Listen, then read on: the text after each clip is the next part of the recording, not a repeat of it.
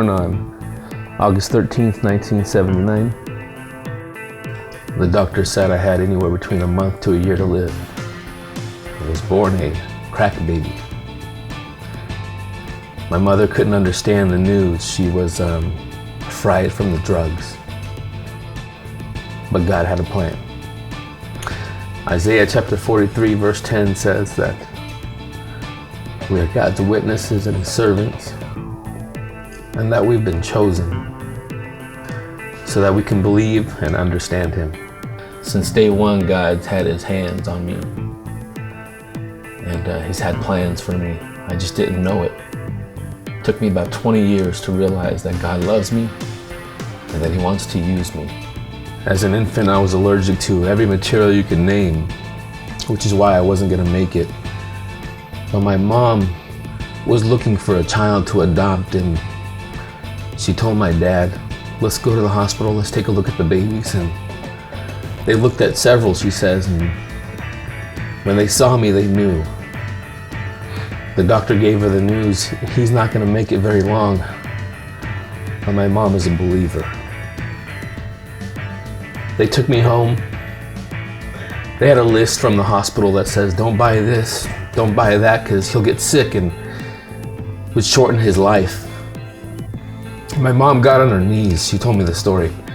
Mijo, I got on my knees and I prayed to God and said, He's gonna live and He's gonna serve you no matter what. So they went to the local store and they bought all types of clothes, cotton, silk. They didn't care.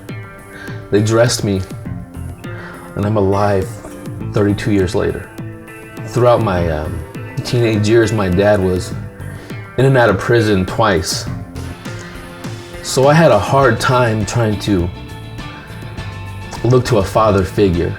So God was a joke to me. I had a trust issues.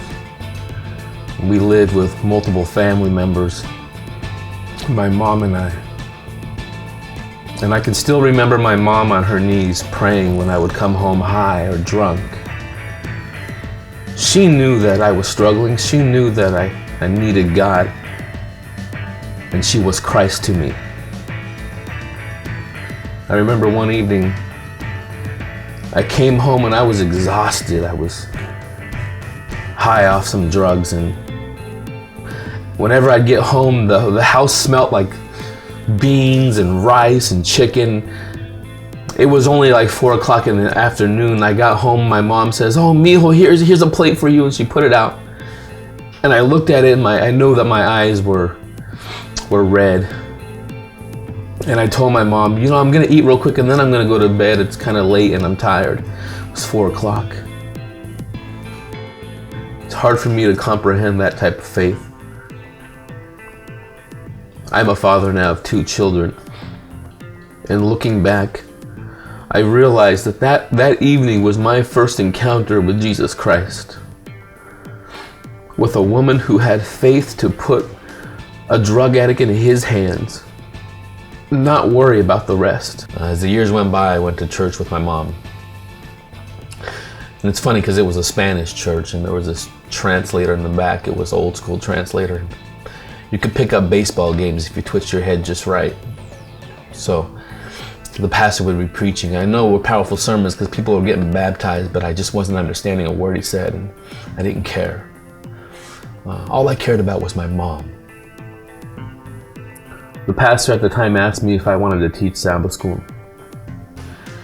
And it was like he was just looking for anybody to teach Sabbath school. And I looked at him and I wanted to laugh. And in fact, I was laughing inside. And I told him, sure, I'll teach. I grabbed a highlighter and I grabbed my Bible. And I grabbed the Sabbath School Quarterly. And I started taking notes. And I don't know if they understood a word I said. Probably they didn't, because I don't think I understood a word I said. I know that I reflected a lot on my mom and my experiences with her. And I realized that's how God was talking to me, was through her love.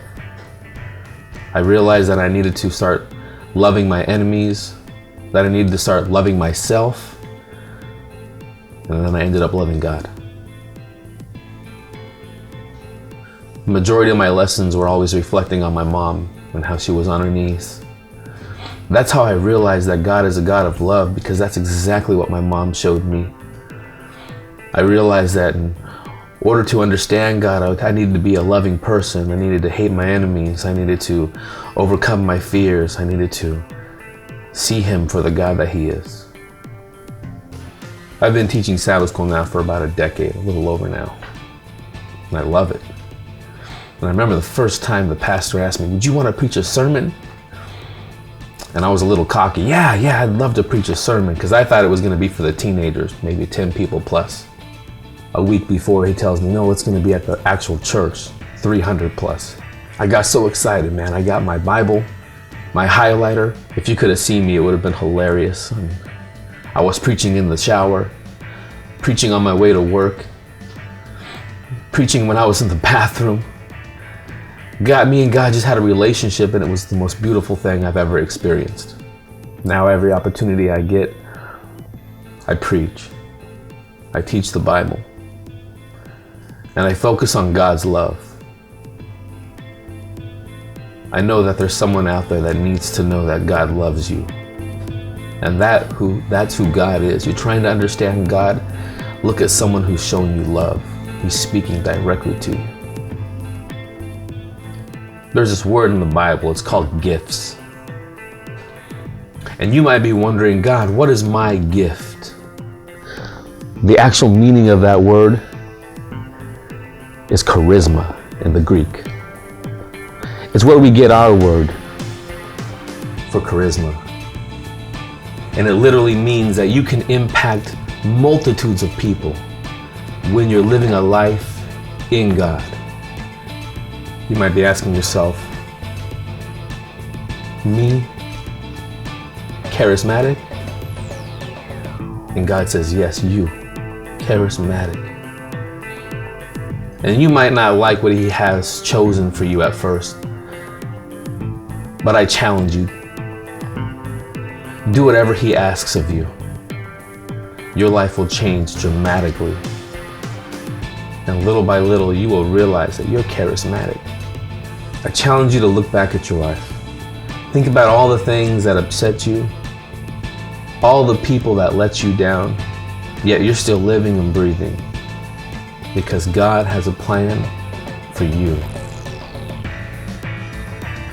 My name is Galindo, and this is The Real Me.